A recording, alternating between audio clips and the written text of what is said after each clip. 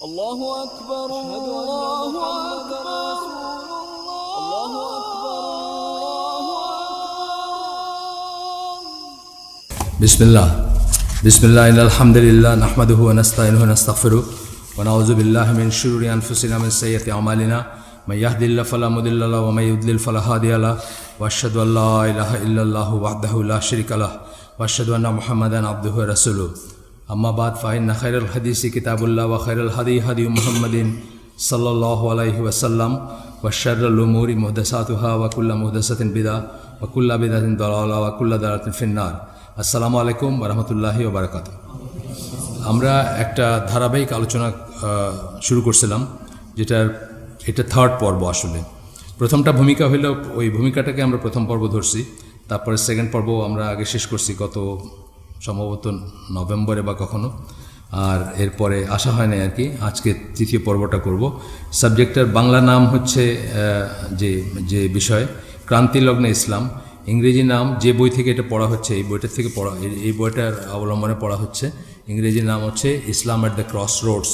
এটা 1934 সালের বই, যদ্দূর আমার মনে পড়ে 34 সালে প্রথম লেখা হয়, অনেক আগের কথা। এবং 34 সালের একটা লেখা বই এখন অবসোলেট হয়ে যাওয়ার কথা, কিন্তু আপনারা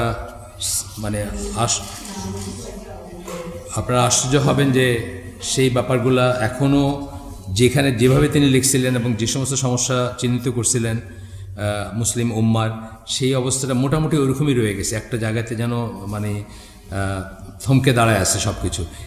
এইটা হচ্ছে 15th রিভাইজড এডিশন, 15তম সংস্করণ বইয়ের আমার হাতে যেটা আছে। এটা 87 সালে জিব্রাল্টার থেকে বের করা হয়েছিল। এই বইটা ইসলামের উপর যদি কোরআন হাদিসের বাইরে যদি 10টা বই কেউ বলে যে পড়া উচিত মুসলিমদের, আমি মনে করি এটা একটা হওয়া উচিত আর কি। এত সুন্দরভাবে উনি করছেন এবং সমস্যাগুলোকে চিহ্নিত করছেন বা সমস্যাগুলোকে বলছেন। তো আজকে আমরা এটা শুরু করছিলাম, যেটা আজকে ওইখান থেকে যেখানে শেষ করছিলাম সেখান থেকে পড়ব বা সেখান থেকে আমরা শিখব। এখানে বলতেছেন যে এই পর্যায়ে এসে বলতেছেন, আমরা যে চ্যাপ্টারটা শুরু করছিলাম সেটা ছিল ওপেন রোড অফ ইসলাম, ইসলামের খোলা রাস্তা। খোলা রাস্তা মানে যেটা আসলে সবার জন্য খোলা, সবার জন্য প্রবেশ করার জন্য খোলা। ইসলাম কিন্তু এক্সক্লুসিভ রিলিজিয়ান। এক্সক্লুসিভ বলতে কি, সবাইকে ইনক্লুড করে না, সবাইকে ভাই ভাই বলে না ইসলাম কিন্তু সব মানুষকে ভাই ভাই বলে না। এটা রং একটা কনসেপ্ট। আমরা একটা বিধর্মীকে, একটা কাফিরকে, একটা মুশরিককে ভাই বলে ডাকি না, ভাই ডাকবো আমরা শুধু মুসলিমদেরকে। সেই সেন্সে ইসলাম এক্সক্লুসিভ, কিন্তু অ্যাট দ্য সেম টাইম দরজাটা সবার জন্য খোলা আছে। কেউ যদি ঢুকতে চায় সে ঢুকতে পারবে, এবং ঢুকলে সে যদি ইসলাম গ্রহণ করে তারপরে পর মুহূর্তে সে আমার ভাই। বুঝছেন না? একদিকে এক্সক্লুসিভ, আরেকদিকে এর দরজাটা সবার জন্য খোলা। এই কথাটা উনি এখানে সুন্দর করে করছেন, বলছেন। এবং আমরা এখন যে পর্যায়ে পড়ব সেখানে এসে উনি বলতেছেন,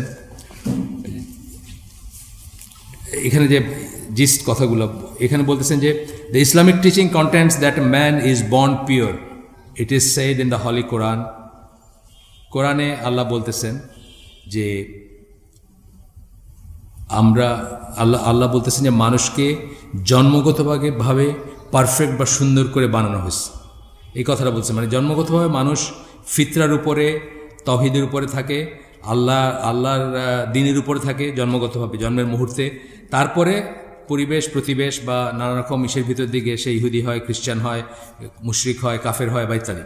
তো এই কথা বলার পরে উনি একটা আয়াত কোট করতেছেন, যেটা হচ্ছে সূরা 3, যেটাকে আমরা বলি। ওখানে বলতেছেন লাকাদ খালাকনাল ইনসানা ফি আহসানি তাকওয়িম সুম্মা রাদাদনাহু আসফালা সাফিলিন। আমরা জানি, সবাই এটা পড়ি, আমরা নামাজে পড়ি। তো এখানে ইংরেজিতে যেটা বলতেছেন যে বাংলাটাই পড়ি, যে ইসলামী শিক্ষা, ইসলাম আমাদেরকে বলে যে জন্মগতভাবে আমরা নিষ্পাপ বা মানুষ নিষ্পাপ। পবিত্র কোরআন বলে আমরা অবশ্যই মানুষকে সৃষ্টি করেছি সুন্দরতম গঠনে, লাকাদ খালাকনাল ইনসানা ফি আহসানি তাকওয়িম, সুন্দরতম গঠনে, ফর্মে, চেহারায় বা চরিত্রে ইত্যাদি বৈশিষ্ট্যে। কিন্তু এরপরের কথাটি বলতেছেন সুম্মা রাদাদনাহু আসফালা সাফিলিন, অতঃপর আমরা তাকে প্রত্যাখ্যান করেছি নিচতমদের নিচে। মানে যখন সে নষ্ট হয়ে যায়, যখন সে বিপদগামী হয়ে যায়, যখন সে নিচের দিকে যেতে থাকে, তখন সে জানোয়ারের চেয়েও অদম হয়ে যায়, বা মানে সৃষ্টির সর্বকনিষ্ঠ বা সর্বনিম্ন স্তরে চলে যায়, কনিষ্ঠ বলবো না, সর্বনিকৃষ্ট স্তরে চলে যায়। তা এই জন্য এখানে একটা কনসেপচুয়াল একটা জিনিস ঠিক করার আছে। আমাদের দেশে প্রচলিত একটা কথা আছে যে আমরা হচ্ছে আশরাফুল মখলুকাত। সবাই আশরাফুল মখলুকাত না, কিন্তু মানুষ হলেই অটোমেটিক্যালি আশরাফুল মখলুকাত না। এটা হলো মানবতাবাদের কথা।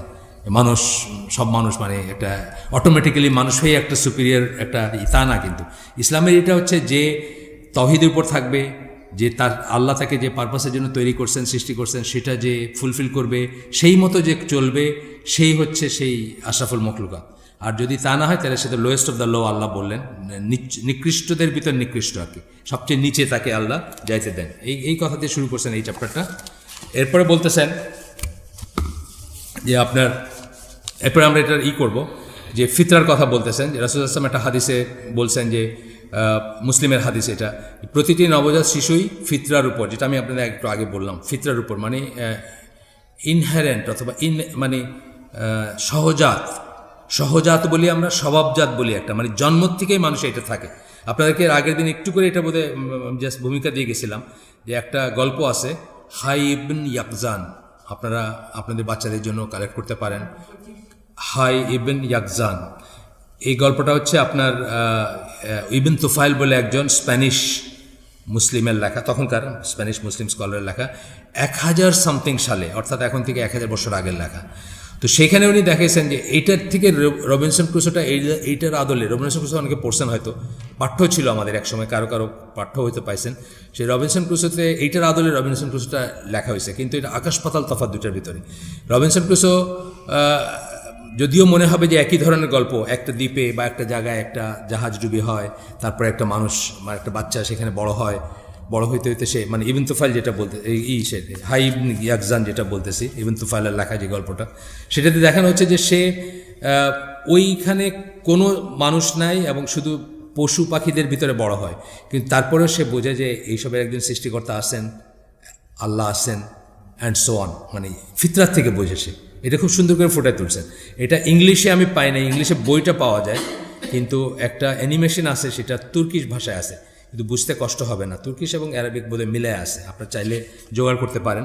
আমরা ইংলিশ বিধর্মীদের গল্প স্বল্প পড়ায়, আজকে আমার পাশের বাসার এতটুকু মেয়ে মানে একেবারেই সিম্পল একটা জীবনযাপন করে, তার ফ্যামিলি বা তার বাবা মা, তার এই সাদামাটা একদম, সেও শুনতেছে আজকে ইংরেজি রাইম পড়তেছে, মানে এখন স্কুলে যায় না, টুইঙ্কল টুইঙ্কল পড়তেছে আর বাবা ব্ল্যাক শিপ করতেছে, মানে গ্রামের, আমার গ্রাম তো জানেন সবাই, এখান থেকে 15-20 মাইল, 15-16 মাইল ধরে, সরি আর একটু বেশি হতে পারে।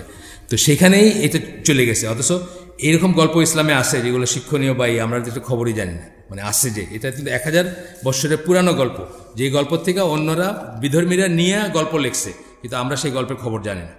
আচ্ছা, যাই হোক, আমরা আসি। তো বলতেছেন যে এইটা বলতেছেন প্রতিটি নবজাত শিশুই ফিতরার উপর, সহজাত যেটাকে আমরা বলি, স্বাভাবিক প্রবণতা, অর্থাৎ ইসলামী একেশ্বরবাদ, মনোথিজম যেটাকে বলি, তাওহীদ ভিত্তিক যে ইসলামী একেশ্বরবাদ, মানে এক ঈশ্বরের বা এক ডেইটি বা একজন সৃষ্টিকর্তার যে ব্যাপার। একেশ্বরবাদ একটা জেনারেল কথা, এটা ইসলামিক কথা না, কিন্তু এটা ইসলামে আসলে এটা কী হবে, তাওহীদ হয়ে যাবে, তাই না? আর এমনি জেনারেলি একেশ্বরবাদ মানে একজন ইলাহ বা একজনই, ইসলাম যেটাকে প্রিচ করে বা যেটা বলে। তো বলতেছেন যে এটার উপর জন্মগ্রহণ করে বাচ্চারা, মানে জন্মগতভাবে তারা তাওহীদের উপর থাকে, তারপর পিতামাতা তাকে একজন ইহুদি, খ্রিস্টান বা মাজুসিতে পরিণত করে। এটা মুসলিমের হাদিস। আল্লাহ রসুল সাল্লাল্লাহু আলাইহি সাল্লাম বলেন, এই ধারণা এই অধ্যায়ের নামকে আরও যথার্থতা প্রদান করেছে। এই অধ্যায়ের নাম কি? ইসলামের খোলা রাস্তা। আমরা বলছি ইসলামে প্রবেশ করার পথটা সবার জন্য উন্মুক্ত, কিন্তু এই উন্মুক্ত মানেই কিন্তু ওই যে বললাম, কিন্তু তারপরে কিন্তু এক্সক্লুসিভ। কেন এক্সক্লুসিভ বললাম? আমরা কি বিশ্বাস করি মুসলমান ছাড়া সবাই জাহান্নামে যাবে, তাই না?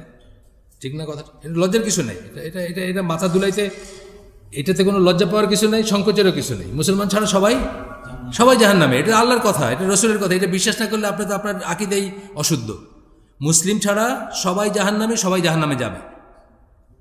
আমাদের নবী আসার আগের চ্যাপ্টার আলাদা, তখনকার যে নবী যে সময় ছিলেন তার সময়কার তাকে মানা, তাকে যাদের মানার কথা ছিল তারা যদি মেনে থাকেন, এটা আলাদা হিসাব। তো আমাদের নবী যেদিন থেকে আসছেন, যেদিন থেকে আমাদের দিন পরিপূর্ণ হয়েছে, যেদিন ওই যে সূরা মায়েদার 3 নম্বর আয়াতটা, যেখানে আল্লাহ বলছেন যে আজকের থেকে তোমাদের জন্য, আজকের দিনে তোমাদের দিনকে আমি তোমাদের জন্য পরিপূর্ণ করে দিলাম, পারফেক্ট করে দিলাম, এবং ইসলামকে তোমাদের দিন হিসাবে নির্ধারণ করে দিলাম, তোমাদের উপর আমার ফেভার কমপ্লিট করলাম, সূরা মায়েদার 5 নম্বর সূরা 3 নম্বর আয়াতে।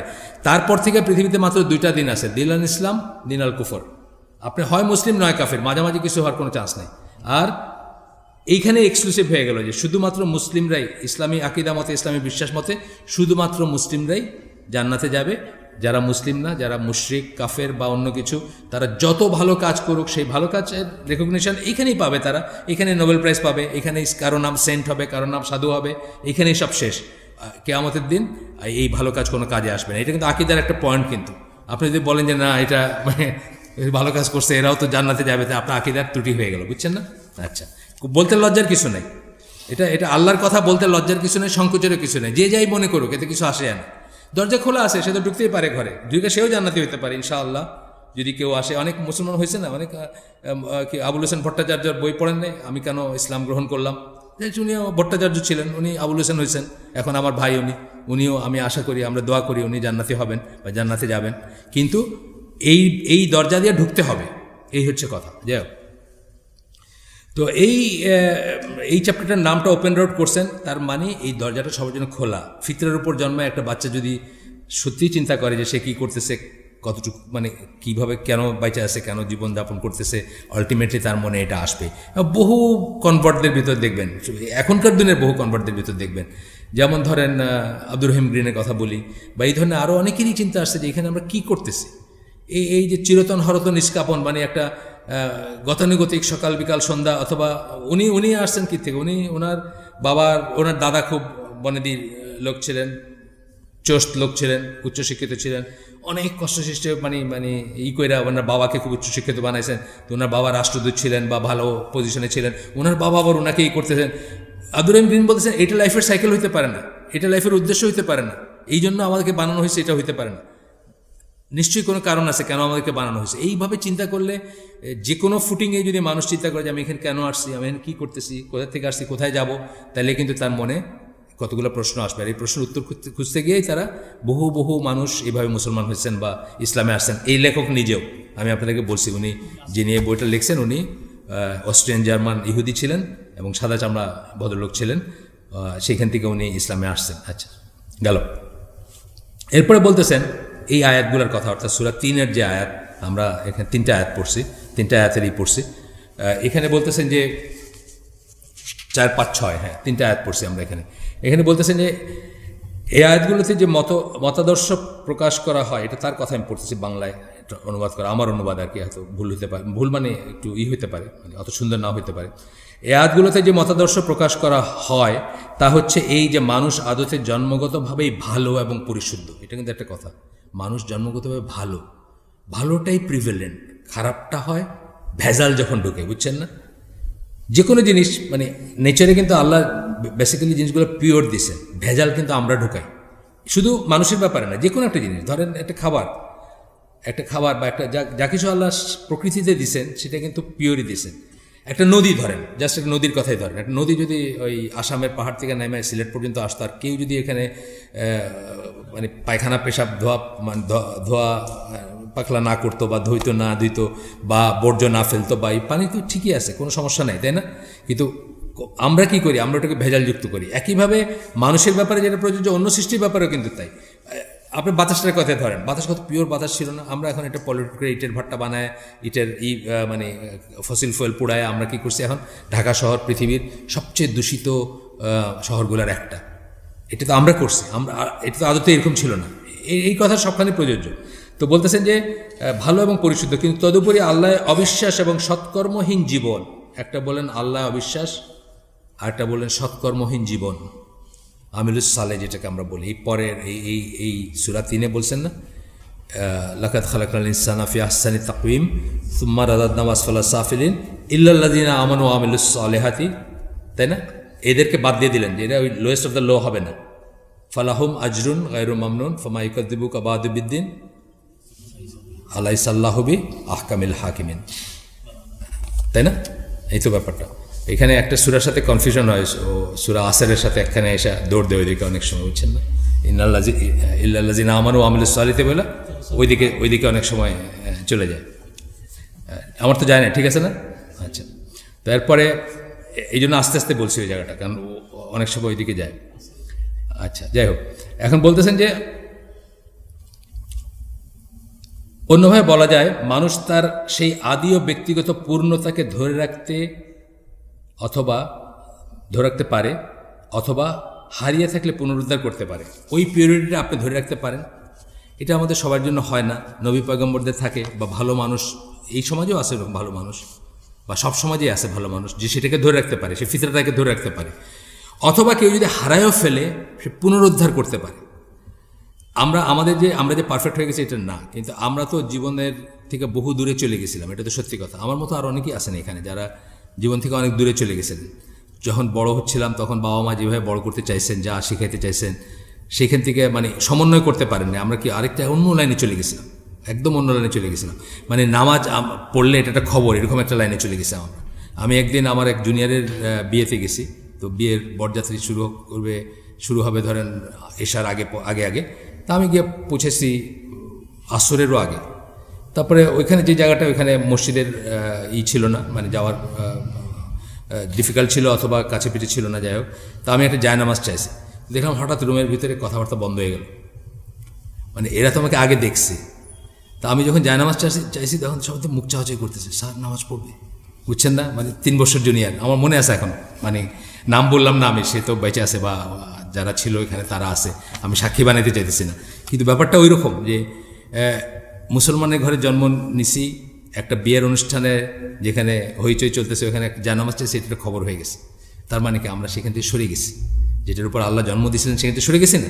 এটাই বলতেছেন যে অন্যভাবে বলা যায় মানুষ তার সেই আদি ব্যক্তিগত পূর্ণতাকে ধরে রাখতে পারে অথবা হারিয়ে থাকলে পুনরুদ্ধার করতে পারে। যারা হারাই ফেলছিলাম তারা যদি পুনরুদ্ধার করে থাকে, বেটার লেট দেন নেভার। যদি মৃত্যুর 1 ঘন্টা আগেও পারি তাহলেও আলহামদুলিল্লাহ, যদি পারি, আর আগে পারলে তো পারছি। যদি সে সচেতনভাবে আল্লাহর একত্ব বা তাওহীদকে অনুধাবন করতে পারে। এটা কখন সম্ভব? যদি সচেতনভাবে আল্লাহর একত্ব বা তাওহীদকে অনুধাবন করতে পারে। ঘুরে ফিরে কিন্তু আসলে এই একটা জায়গার ভিতরে ফিরে আসবো, আমরা বারবার একটা জায়গাতে ফিরে আসবো। এই জায়গাটা ঠিক হলে বাকি সব ঠিক হবে। আর সেটা কি? আল্লাহ ছাড়া ইবাদতের যোগ্য কোনো সত্যিকার ইলা নাই, অথবা আর কিছুই আল্লাহর মতো না। সৃষ্টির যা কিছু এক্সিস্ট করে সব একদিকে, আর আল্লাহ একদিকে, আলাদা, একদম আলাদা। এটা হচ্ছে কিন্তু মানে মাথায় ঢুকানোর প্রথম জিনিস। আচ্ছা, তাওহীদকে অনুধাবন করতে পারে এবং তার আদেশ নিষেধ এর কাছে নিজেকে সমর্পণ করতে পারে। তাওহীদকে অনুধাবন করলেই তো তার আদেশ নিষেধের কাছে সমর্পণ করবে, পরিপূর্ণ সমর্পণ করবে, তাই না? প্রশ্ন করবে না। অনেক প্রশ্নের উত্তর নাই, অনেক প্রশ্ন আপনি আমাকে জিজ্ঞেস করেন কোনো উত্তর নাই, আমি এখানে মাথা ঘুরে মরে গেলে উত্তর নেই। আপনি আমাকে বলেন আলিফ লাম মিমের অর্থ কি, আমি বললাম জানি না, আছে নাকি? উত্তর নাই। কিন্তু তাওহীদে যদি আপনি প্রতিষ্ঠিত হন তাহলে আপনি সাবমিট করতে পারবেন। পেন্ডিং ওইটা যেটা উত্তর পাইলেন না সেটা পেন্ডিং রেখে আপনি করতে পারবেন। একটা লিমিট পর্যন্ত উত্তর পাবেন। আল্লাহ কিন্তু মানুষকে প্রাথমিকভাবে যুক্তি দিয়ে ডাকছেন, কোরআনের যুক্তি দিয়ে ডাকছেন, ইসলামের দিকে, ইমানের দিকে, আপনার ইসের দিকে, দিনের দিকে যুক্তিতর্ক দিয়ে ডাকছেন আল্লাহ। কিন্তু তারপরে একটা লিমিটে গিয়ে আপনি জিজ্ঞেস করলেন যে আলিফলাম মিম মানি তো বুঝি না, তাইলে তো আর ইসলাম কেমনে পালন করবো? এটা আর হলো না, বুঝছেন না? আপনার অসংখ্য প্রশ্ন থাকতে পারে, আপনি সব প্রশ্নের উত্তর পাবেন এমন কোনো কথা নাই। একটা জায়গায় গিয়ে আপনি কি সমর্পণ করবেন, এটাই বলতেছেন যে তাওহীদ যখন রিয়েলাইজ করবেন তখন আপনি সমর্পণ করবেন। আপনার সাথে আল্লাহর কোনো প্রপোর্শন নাই, আল্লাহর সমস্ত জ্ঞান আপনাকে দেন নাই, আপনি চাইলেও পারবেন না সেই জ্ঞান অর্জন করতে। সারা দুনিয়া মানুষ একসাথে হইলেও পারবে না। হ্যাঁ, সমুদ্রের পানি যদি কালি হইতো আর গাছগুলা যদি কলম হইতো তাইলেও শেষ করতে পারতেন না। সুতরাং একটা জায়গায় গিয়ে আপনি তখন যখন এটা রিয়েলাইজ করবেন যে আল্লাহ আমাদের মতো না, আল্লাহর জ্ঞান আমাদের মতো না, আল্লাহর যুক্তি আমাদের মতো না, আল্লাহর কাছে যে মানে গায়েবের কাছে যা আসছে সেগুলো আমাদের ধর্তব্যের মানে আমাদের ব্রেনের ধী শক্তির বাইরে, তখন আপনি কি করবেন? নিজেকে সমর্পণ করবেন। এই কথাই বলতেছেন যে তার আদেশ নিষেধের কাছে নিজেকে সমর্পণ করতে পারে। এইভাবে আপনি ফিরে আসতে পারেন যদি আপনি বাইরে গিয়ে থাকেন। আচ্ছা, আল্লাহর সৃষ্টি হিসেবে প্রতিটি মানুষই সুন্দর, ভালো, পরিশুদ্ধ এবং পরিপূর্ণ। কিন্তু এর আগে আমরা যেমন বলেছি, আল্লাহ বলেছেন মানুষকে তিনি সৃষ্টি করেছেন কেবল তার ইবাদত করার জন্য। কথা আমরা আগেও বলছি। এটা একটা মাত্র আয়াত কোরআনে যেখানে এক্সপ্লিসিটলি বলা হয়েছে মানুষের পারপাস কি। সব মানুষের কিন্তু মনে একসময় এই প্রশ্নটা আসে যে আমি কেন আসছি এখানে, আমার আসার মানে কি, আমার পারপাস কি। আর এই পারপাস যারা বোঝে না তারা কি হয়, তারা মিনিংলেসনেসে ভোগে, নিহিলিজম বলে ওটাকে, এবং একসময় আত্মহত্যার পথ বেছে নেয়। কারণ জীবনে কোনো মানে নেই, জীবনে কোনো উদ্দেশ্য নাই, কেন আসছি, কোথায় যেতেছি কেউ বুঝছেন না। তারপরে কি হয়, একসময় আত্মহত্যার প্রবণতা জাগে সেখানে। আমরা গতদিন এটা নিয়ে বোধহয় কিছু আলাপ করছিলাম। আচ্ছা, তো এখানে বললাম যে তার ইবাদত করার জন্য আপনাকে সৃষ্টি করছেন, এইটা যদি না করেন আর বাকি কি করলেন তাতে কিছু আসে যায় না, কিন্তু এইটা যদি করেন তারপরে অনেক কিছু করলে সেটা মিনিংফুল হতে পারে। এখানে আমি একটা উদাহরণ সবসময় দিয়ে থাকি, এবং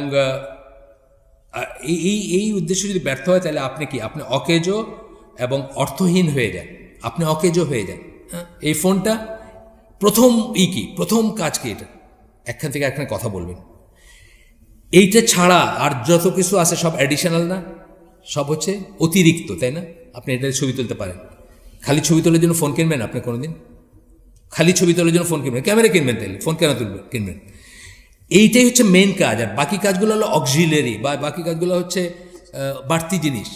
এখন আমি যদি বলি যে এটাতে কথা বলা যায় না, তাহলে আপনি কি বলবেন? যেটা অকেজো এবং অর্থহীন। এটা মানুষের ব্যাপারটা তাই, মানুষের পারপাস হচ্ছে আল্লাহর ইবাদত করা। তারপরে আমি যদি বলি যে সে ইবাদত করে নাই কোনো দিন, বা করলো না জীবনে, বা বুঝলো না জীবনে ইবাদত কাকে বলে, তাইলে কি সে একটা অকেজো এবং অর্থহীন জিনিসে পরিণত হল। এই কথাটাই বলা হচ্ছে মানে সুম্মার আদাদনাম আসফালা সাফিলিন, লোয়েস্ট অফ দ্য লো হয়ে গেল, মানে তার পারপাসটাই নাই জীবনে, তাকে যা বানানো হয়েছে যেন সেটাই নেই। আমি এখানে একটা উদাহরণ দিই সবসময়, যে আপনাকে কেউ ধরেন একটা, অন্যান্য হালাকায় অনেক সময় বলছি, এই জন্য রিপিট হতে পারে, যে আপনাকে ধরেন কেউ একটা BMW গাড়ি বিক্রি করবে, BMW খুব দামি গাড়ি বিক্রি করবে, আপনার দেখাইতে নিয়ে গেছে তার গাড়ি, সে বিক্রি করবে, সে আপনাকে সমস্ত ফিচারগুলো বলতেছে, এখানে অটো ট্রান্সমিশন, এখানে পাওয়ার উইন্ডো আছে, বা ক্যামেরাযুক্ত নেভিগেশন সিস্টেম আছে, বা 4 চাকার 4 হুইল ড্রাইভ, সব কিছু বললে লাস্টে বললো কিন্তু গাড়িটা চলে না, বুঝছেন না? আপনি কিনবেন গাড়ি, আপনার কাছে কোনো মূল্য আছে গাড়িটা, বাকি জিনিসগুলোর কোনো মূল্য নেই, গাড়িটা চলে না। সেম কথা মানুষের বেলায় প্রযোজ্য। আপনি PhD করছেন, আপনি প্রেসিডেন্ট, আপনি অমুক দলের সভাপতি, আপনি মাঠে দাঁড়াইলে মানে মাঠের এই পাশ থেকে ওই পাশ দেখা যায় না, এত মানুষ হয়, সব মিনিংলেস যদি এই পার্টিকুলার জিনিসটা না হয়। অর্থাৎ আপনি যদি ওমা খালাকতুল জিন্না ওয়াল ইনসা ইল্লা লিয়াবুদুন, আপনাকে শুধু আল্লাহর ইবাদত করার জন্য আপনাকে এবং জিনকে সৃষ্টি করা হয়েছে, এই পারপাসটা যদি ফুলফিল না করেন, তাহলে আপনি ওই BMW গাড়ির মতো হইলেন, বা ওই ফোনের মতো হইলেন, যেই ফোন দিয়ে কথা বলা যাবে না। আর সব কাজই করা যায়, কথা বলা যায় না। আচ্ছা, গেল। এরপরে এখানে আমি বলছি যে আগে এত কথা বলা হলো, কত গুণগান গাওয়া হলো, আপনার অনেক গুণগান, আমি সব বললাম যে আপনি পাত্র দেখতে গিয়ে মানুষে বলেন না, আজকাল আমাদের দেশে এটা স্বাভাবিক হয়ে গেছে, পাত্রর অনেক গুণ, মানে এত টাকা স্যালারি, এত টাকা, এটা একদম লাস্ট কথা হলো, এখন নামাজ পড়ে না, তবে বিয়ে হইলে পড়বে ইনশাল্লাহ, এরকম বলে না, পাত্রীর কথা বলে, পাত্রের কথা বলে, মানে বিয়ে হইলে ইনশাল্লাহ, মানে বুঝ টুজ হইলে, একটু বয়স টুস বাড়লে পড়বে। আপনি মানে যারা মুসলিম নিজেদেরকে বলেন তারা তো এরকম বিয়ে করবেন না, করবেন? পাত্রর অনেক গুণ, কিন্তু সে নামাজ পড়ে না, এটা হলো মানে তার শুধুমাত্র নামাজ পড়ে না, সব ঠিক হয়ে যাবে। তো এটা হচ্ছে কথা। যাই হোক, আমরা একটু সামনে যাই। এরপরে বলতেছেন মোহাম্মদ আসাদ বলতেছেন যে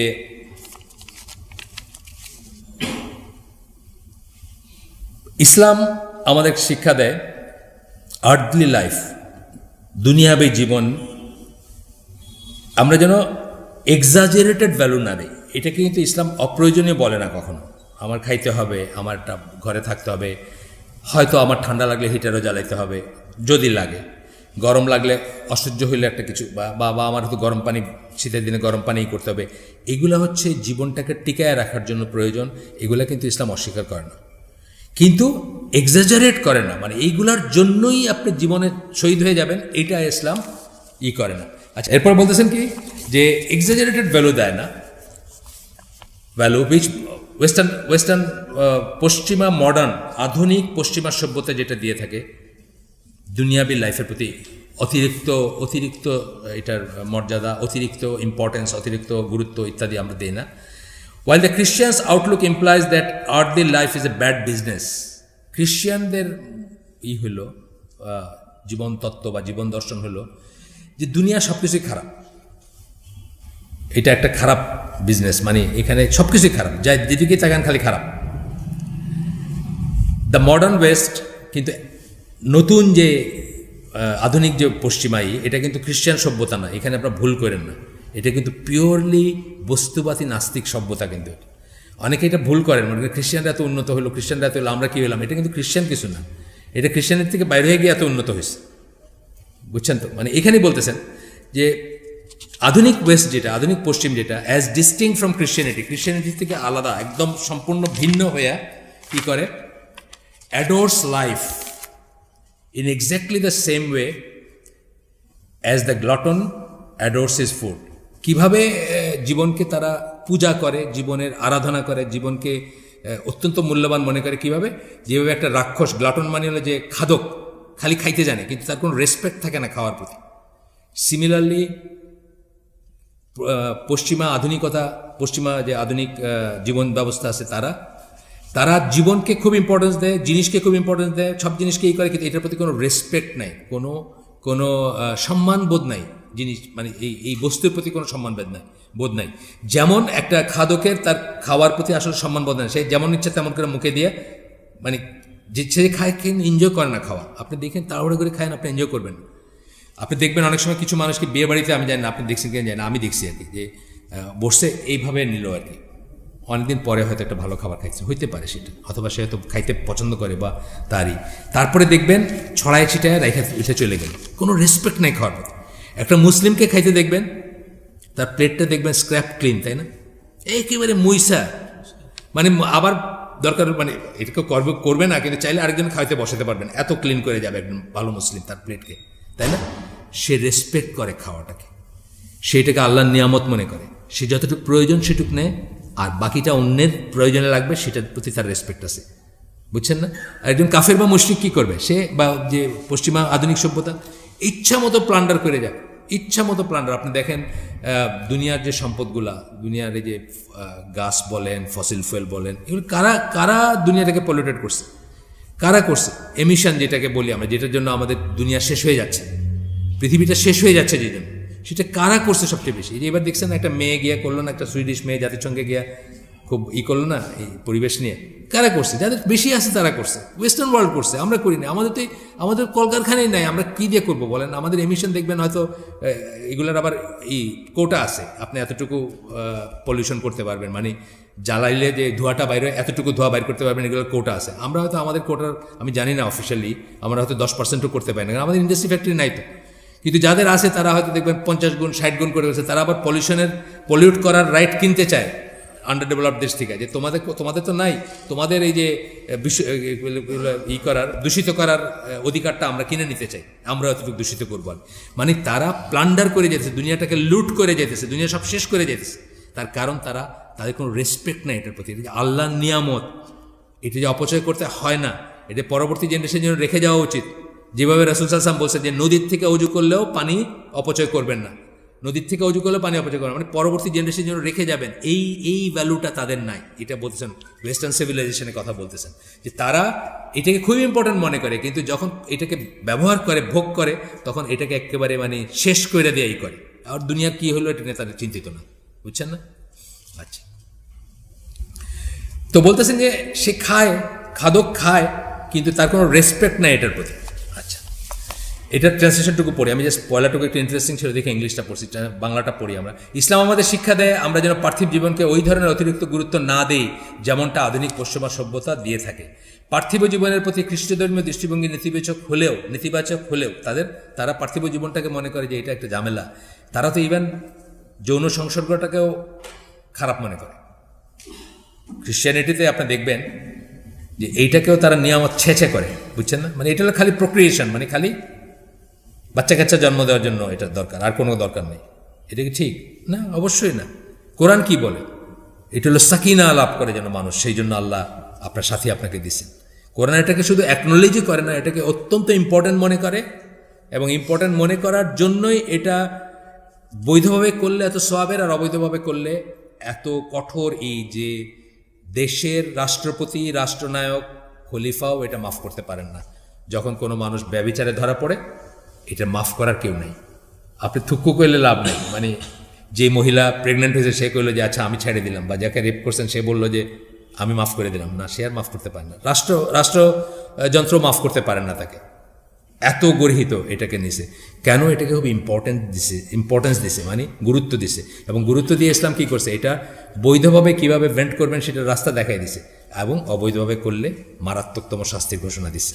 আচ্ছা, আসেন এরপরে বলতেছেন যে তার বিপরীতে আধুনিক পাশ্চাত্য সভ্যতা পার্থিব জীবনের পূজা করে থাকে, রীতিমতো পূজা করে থাকে, অ্যাডোর, যেটা আমরা বলছি ইংলিশ কথাটা। যেমনটা কোনো খাদক ব্যক্তি তার খাবারের পূজা করে, একজন খাদকের কাছে খাবারটা অত্যন্ত লোভনীয় এবং ইম্পর্ট্যান্ট। সে অর্থাৎ খাদক খাবার সাবার করে, কিন্তু খাবারের প্রতি তার মনে কোনো সম্মানবোধ থাকে না, কোনো রেসপেক্ট থাকে না। আমরা কি করি, একটা ভাত তুলে খাই না? মুসলমান বাসায় খান না আপনারা? ভাত পড়লে উঠান না? একটা ভাত পড়লে উঠায় আমরা ওটা পানিতেই করে খাই, কারণ আমরা এটাকে সম্মান করি। আমরা মনে করি রিজিক আল্লাহর কাছ থেকে আসছে, নোবডি ডিজার্ভস, আমি অটোমেটিক্যালি ডিজার্ভ করি এটা মনে করেন, আল্লাহর কাছ থেকে আসছে। আচ্ছা, তো বলতেছে যে সে কোনো সম্মানবোধ থাকে না। অপরপক্ষে ইসলাম পার্থিব এই জীবনকে সংযত দৃষ্টিতে ও সম্মানের দৃষ্টিতে দেখে। দুইটা কথা বললেন, সংযত দৃষ্টিতে দেখে মানে যতটুকু দরকার সেটুক নিব, এটার পিছনে জীবন কাটাই দিব না। আর সম্মানের দৃষ্টিতে কোন সম্মান? আল্লাহর নিয়ামত হিসেবে সম্মান। আল্লাহ আমাকে যা দিয়েছেন, যেখানে যেতে দিয়েছেন সেটা আল্লাহর নিয়ামত, এই জন্য সম্মানের দৃষ্টিতে দেখে। ইসলামের পূজা করে না, সত্যি আমরা এটা পূজা করি না, এটার জন্য আমরা জীবন বিলায় দিব না। আপনাদেরকে বলছি, এই লেখকেরই একটা বইতে আছে যে উনি সিরিয়াতে গেছেন, সিরিয়া থেকে একটা লোকটা দেখতেছেন 12টা সাড়ে 12টার দিকে দোকান বন্ধ করে দিতেছে। তো ওরা বলছেন তুমি আবার আসবা? বলছেন না, এই তো আমার আজকের জন্য হয়ে গেছে, আজকের জন্য হয়ে গেছে, এখন আমি দিনের কাজ করব, আল্লাহর ইবাদত করব, আজকের খাওয়া হয়ে গেছে। ইসলাম এইভাবে দেখে বা দেখতে বলে আপনাকে, বুঝছেন না? তো বলতেছে যে ইসলাম এর পূজা করে না সত্যি, কিন্তু পরবর্তী চিরস্থায়ী জীবনের যাত্রাপথে পার্থিব জীবনকে একটা অপরিহার্য পর্যায় বলে মনে করে। পরবর্তী আখেরাতের জীবনের জন্য এটা তো একটা ক্ষেত, পরীক্ষা ক্ষেত্র, তাই না? এর বাইচে থাকতে হবে না? এখানে না বাঁচলে ইবাদত করবেন কেমনে? এখানে না বাঁচলে এইটুকুর জন্য যেটা, ওইটার জন্য একটা এটা ট্রানজিশনের একটা জায়গা, এই জায়গাতে বাঁচতে হবে, ভিক্ষা করতে হবে না। একটা কথা বলছিলাম না, poverty is one step away from losing faith. গরিবই, খুব বেশি গরিব যদি হয়ে যান আপনি এক পা দূরে আসেন ইমান হারানোর থেকে। এরপরে আপনি মিশনারির কাছে গিয়া ধর্ণা দিবেন যে আমার খ্রিস্টান বানায় দাও আর পাঠায় দাও সুইডেন, ওইখানে গিয়ে আমি বড়লোক হতে চাই, তাই না? এই জন্য গরিবই, এক্সট্রিম গরিবিটা এক স্টেপ দূরে ফ্রম লুজিং ফেথ, মানে ইমান হারানো থেকে এক স্টেপ দূরে। ওইটা আমরা করবো, ওইটাতে আমরা পরিণত হব না। আমাদের সামাজিকভাবে আমরা কাউকে হইতেও দিব না। আমরা একা না, তো এই জন্যই তো জাকাতের কথা আছে, এই জন্যই সাদাকার কথা আছে। আমরা একা না, আরেকজনকে হইতে দিব না যে সে খ্রিস্টান মিশনারি দরজায় গিয়ে বলবে ভাই তুমি আমার দুইটা খাওয়া দাওয়া, কাউ কী করতে হবে, আমার সুইডেন পাঠায় দাও, বুঝছেন না? করতেছে বাংলাদেশ এরকম নিয়ে যাচ্ছে মানুষ। সামান্য একটু স্কলারশিপ, সামান্য একটু পয়সা বিদেশে পাঠানো, এই সমস্ত কথা বলে মুসলিম বাঙালিদের, হিন্দু সাঁওতালের কথা আমি বলতেছি না, মুসলিমদেরকে তারা কনভার্ট করতেছে। এবং বহু এরকম আপনি চাইলেই পাবেন। আবদুল্লাহ জাহাঙ্গীরের কাজই ছিল এটার এগেনস্টে। ঝিনাইদহ অঞ্চলে অনেক মানুষকে তারা খ্রিস্টান বানাইছে, এগুলো আপনি খুঁজলে পাবেন, অনেক কাজ আছে। যাই হোক, এরপর বলতেছেন কি, এই জীবনটা একটা অপরিহার্য পর্যায়ে। অফকোর্স এই জীবনে তো আল্লাহ আমাদেরকে টেস্টের জন্য পাঠাইছেন, পরীক্ষার হল, পরীক্ষা দিব। পরীক্ষা দিতে গেলে খাওয়া লাগবে, কলম লাগবে, কালি লাগবে, সরঞ্জাম লাগবে, সব কিছুই লাগবে। সেই জন্য যেটা দরকার সেটা নেবেন। আচ্ছা, মানব জীবন তাই ইসলামের দৃষ্টিতে সাংঘাতিক মূল্যবান। জীবনটা কিন্তু ইউজলেস না, যেমনে তেমনে খরচ করে ফেলান না, সাংঘাতিক মূল্যবান। কেন? এই জীবন দিয়েই আপনি আখেরাতের অনন্ত জীবন যেটা, সেটাতে আপনার একটা পজিশন ক্রিয়েট করবেন, জান্নাতের জন্য কাজ করবেন। এই জন্য এটা অত্যন্ত মূল্যবান। এটা ফেলনা না, এটা ড্রাগ এডিক্ট হওয়ার জন্য না, এটা ড্রাগ নিয়ে মানে ইয়াবা দেওয়া নষ্ট করার জন্য না, এটা সুইসাইড করার জন্য না, এটা এইডস হওয়ার জন্য না। এই জীবন অত্যন্ত মূল্যবান, একটাই জীবন আপনার। কিন্তু আপনি হিন্দু হইলেন মনে করতেন যে বারবার ঘুরে আসবো, হ্যাঁ, বারবার ঘুরে আসবো এবং বারবার আরও চান্স আছে, একটা গেলে আরেকবার আছে চান্স। আমাদের কিন্তু একটাই জীবন, কিন্তু মূল্যবান, সাংঘাতিক মূল্যবান। কিন্তু আমরা কখনোই যেন ভুলে না যাই যে এই মূল্যবান কেবলই নিমিত্ত স্বরূপ। এই মূল্যায়নটা, এই যে আমরা বললাম যে এটা মূল্যবান, এটা কি? এটা একটা নিমিত্ত স্বরূপ, মানে আরেকটা জায়গায় যাওয়ার পথ। এটা আরেকটা জায়গায় যাওয়ার পথ, মানে কি বলবো, আরেকটা যাওয়ার স্টেপিং স্টোন, যেটার উপর পা দিয়ে আমরা আরেক জায়গায় যাবো। এইরকম একটা নিমিত্ত, অর্থাৎ যেটা মিনস বলি আমরা, এন্ড বলি না একটা কথা, এন্ড শেষ। এখান থেকে আমি রওনা দিছি, ঢাকায় আমার বাসায় যাব, আমার বাসাটা হচ্ছে এন্ড। মিনস কি? আমি সিএনজিতে চড়ছি, আমি আপনার ট্রেনে চড়ছি, ওই পাশে গিয়ে আবার সিএনজিতে চড়ছি, এগুলো হচ্ছে মিনস। এন্ড কি? আমার বাসায় গিয়ে আমি যাব। আমাদের এন্ড কি? জান্নাত। কিন্তু সেই জান্নাতে যাইতে হলে কি এখানে কি করতে হবে? ভালোভাবে থাকতে হবে, ভালোভাবে খাইতে হবে, আল্লাহর ইবাদত করতে হবে, হ্যাঁ, যে তো এমন গরিব না হই যে মানুষের কাছে হাত পাতবো এবং খ্রিস্টান হয়ে যাব, সেরকম যেন না হয়, ইত্যাদি সব। আচ্ছা, অর্থাৎ পার্থিব জীবনটা আখিরাতের জীবনে সফলভাবে পৌঁছানোর একটা ধাপ বা উপায় বা মিনস, যেটা আমি এখানে বললাম, ওয়ান অফ দ্য মিনস, কিন্তু নিজেই কোনো উদ্দেশ্য বা এন্ড নয়। কিন্তু এইটা ইটসেলফ কোনো এন্ড না। এই সিএনজিতে চললেন, এটা কি কোনো উদ্দেশ্য নাকি আপনার? এটা কোনো উদ্দেশ্য না, এটা হচ্ছে একটা মিনস বা একটা মানে পাথেয় বা পথ বলতে পারেন, বা যেটা যে উপায়ে আপনি ওখানে যাবেন। আচ্ছা, কিন্তু নিজেই কোনো উদ্দেশ্য বা লক্ষ্যণে গেল। ইসলামে পশ্চিমা বস্তুবাদী আশাবাদের কোনো অবকাশ নাই, যার উপর ভিত্তি করে আধুনিক পাশ্চাত্য সভ্যতা বলে থাকে যে আমার রাজত্ব হচ্ছে কেবল এই পৃথিবী। এইটার কোনো উপায় নেই ইসলামে। ওরা কি বলে যে এই পৃথিবী আমার রাজত্ব, এখানে আমি যা খুশি তাই করব। এই জিনিস করার কোনো অবকাশ ইসলামের নাই, কারণ এটা আমার শেষ না। ওরা তো এরপরে দেখে না, এরপরে বিশ্বাস করে না, এরপরে দেখে না, দেখতে চায় না, জানতে চায় না। থাকলে আসে, আমি জানতে চাই না। আচ্ছা, অথবা একজন সনাতন খ্রিস্টানের ওই জীবন বিমুখতার অবকাশও ইসলামে নেই। কোনটা? যে এই সব কিছু, এই দুনিয়ার সব কিছু পরিত্যাজ্য, বুঝছেন না? এই খ্রিস্টানদের যেটা আর কি, খ্রিস্টানদের সেলিবেসি জানেন না, কৌমার্য। যারা খুব ভালো খ্রিস্টান তারা জীবনে বিয়ে করে না, তারা জীবনে সংসার করে না। এটা হলো সবচেয়ে, প্রিস্ট হইতে গেলে বা আপনার হইতে গেলে, ধর্মযাজক হইতে গেলে, হুজুর হইতে গেলে জীবনে বিয়ে করবে না আর কি। সবচেয়ে ভালো খ্রিস্টান। কিন্তু এখন বাইরেতেছে না, মাঝে মাঝে দেখেন না বাইরেছে যে এই ছেলেরে, এই যে অস্ট্রেলিয়াতে একটা জেলে ঢুকাইছে, আবার এখানে একটা, মানে এমনিতে বলতেছে যে এগুলো তার জীবনে নাই, কিন্তু দেখা যায় যে আন্ডারগ্রাউন্ড সব কিছুই আছে। এই প্রায় দেখবেন পেপারে উঠে, এখানে এই যৌন নির্যাতন করছে, ওইখানে এটা করছে, ছেলেদেরকে নষ্ট করছে, ছেলেদেরকে এই করছে। যা এরপর বলতেছেন ওই জীবন বিমুখতার, ওই যে খ্রিস্টানদের যে জীবন বিমুখতা, মানে এমনকি যৌন স্পৃহাটাকেও তারা অস্বীকার করতেছে, বলতে এটা খালি প্রক্রিয়েশনের জন্য দরকার, খালি বংশ বিস্তার, আমরা এটা চাই না, ছেছে, মানে এরকম না, এটার কোনো অবকাশ ইসলামের নাই। এটাই বলতেছেন, যার ভিত্তিতে সে বলে থাকে আমার রাজত্ব এই পৃথিবীর কিছুই নয়। খ্রিস্টানরা বলে কি, আমার এখানে কিছুই নাই পাওয়ার, আমি জাস্ট ওয়েট করতেছি, মরে যাব এবং ওইখানে যাব। সেটাও আমরা বলবো না। যদিও আমরা বলি মোমেন বান্দার জন্য পৃথিবী কারাগার স্বরূপ, ঠিক আছে, অনেক রেস্ট্রিকশন আছে, কিন্তু তারপরেও কিন্তু এখানে ভালো খাবেন, ভালো পড়বেন, যতটুকু খাইলে আপনি আল্লাহর ইবাদত করতে পারবেন, যতটুকু পড়লে আপনি আল্লাহর ইবাদত করতে পারবেন, একজন মাথা উঁচু করে বাঁচা মুসলিম হইতে পারবেন। আর অন্যান্য জিনিসে তো আপনার জানেনই যে আল্লাহ আমাদেরকে কোরআনে বলছেন যে আমরা যেন শক্তিশালী হই। মিলিটারি আর্সেনালের কথা বলতেছি, সামরিক দিকে যেন আমরা মুসলিমরা শক্তিশালী হই, তো কোরআনে বলছেন, রাসূল সাল্লাল্লাহু আলাইহি ওয়াসাল্লাম বলছেন এত শক্তিশালী হবো যে তারা যেন আমাদেরকে মানে ঘাটাইতে ভয় পায়, হওয়ার কথা ছিল আমাদের, সেগুলো তো আসেই। এরপরে উপরে আমরা যে এই কথাগুলো যেহেতু পড়লাম, এই মাত্র যেটা শেষ করলাম সেটা মোহাম্মদ আসাদের কথা, আমার না। এখন আমি এখানে একটু একটু এক্সপ্লেন করার চেষ্টা করছি। উপরের কথাগুলোকে সহজে বলতে গেলে আমরা বলতে পারতাম ইসলাম এই পৃথিবীর জীবন থেকে আমাদের যতটুকু প্রয়োজন, আগেও বলছি আমি কথাটা, ততটুকু গ্রহণ করতে বারণ করে না, প্রয়োজনটুকু নেবেন। বরং আখিরাতের জন্য প্রস্তুতির অংশ হিসাবে আমাদের এই পৃথিবীতেও একটা সুস্থ সবল সুন্দর জীবন চাই। এই পৃথিবীতেও আমাদের একটা সুস্থ সবল সুন্দর জীবন চাই। সুস্থ মুসলিম স্ট্রং হবে, কিন্তু বেশি সুস্থ সবল হবে। কারণ আগে আপনি জানেন যে আমাদের কিন্তু প্রত্যেকেরই কিন্তু মিলিটারি ট্রেনিং থাকার কথা ছিল ইসলামের দেশে, তাই না? কিন্তু আমাদেরটা কাফেররা গ্রহণ করছে। ইসরায়েলে দেখেন প্রত্যেকের মিলিটারি ট্রেনিং আছে, সিঙ্গাপুরের প্রত্যেকের ন্যাশনাল সার্ভিস আছে, এবং সুইজারল্যান্ডে সবাই ন্যাশনাল সার্ভিস আছে। এটা কিন্তু মুসলমানদের ছিল। মুসলমানদের কিন্তু আর্মি বলতে হয় কে যাবে হাত তুলো, সব নাম লেখাইতে শুরু করলো, সব মানুষ আর্মি, বুঝছেন না? এটা হওয়ার কথা ছিল। তাহলে কি বললাম আমরা? সুস্থ সবল সুন্দর জীবন দরকার আমাদের, সুস্থ এবং আচ্ছা। কিন্তু ভোগবাদী মনোবৃত্তির বশবর্তী হয়ে উপার্জনের জন্য জীবন যেন না হয় আমাদের। ভোগবাদী মেটেরিয়ালিস্ট যাদের কথা বললাম, পশ্চিমা আধুনিকতা বাদী যারা বা পশ্চিমা আধুনিক সভ্যতা যারা, তাদের ভিতর ভোগবাদী যারা, মানে যারা ভোগবাদীরই কী বলবো, কনজিউমারিজম বলতে পারেন, হেডনিজমও বলতে পারেন। আমরা অনেক কটা শব্দ আছে এটার জন্য। যাই হোক, আপনি উপার্জনের জন্য জীবন না ভেবে ইসলামে বরং আমাদের জীবনের প্রয়োজনীয় উপার্জন, এই কথা আমি আগেও বলছি আপনাদের, আমাদের জীবনটা যেন উপার্জনের জন্য না হয়ে যায়।